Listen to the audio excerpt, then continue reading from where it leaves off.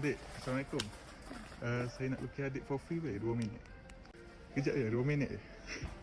Tak apa, tak payah panggil siapa-siapa. Saya nak buat video je. Adik panggil siapa? Abang ke? Wah ya, kejap Nama apa? Firash. Oh, rare nama.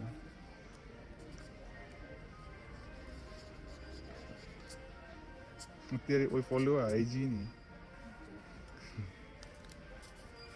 Firash. F-I-R-A-S-H.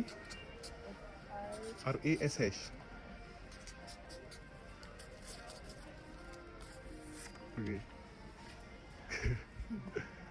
Ada saya saja buat video. Awak nak tak ke? Ha? Ni saya punya IG. Nanti boleh tag ke apa ke. TikTok pun ada. Okay, bye. Thank you. Okay guys, sila komen kat mana saya patut buat lagi benda ni.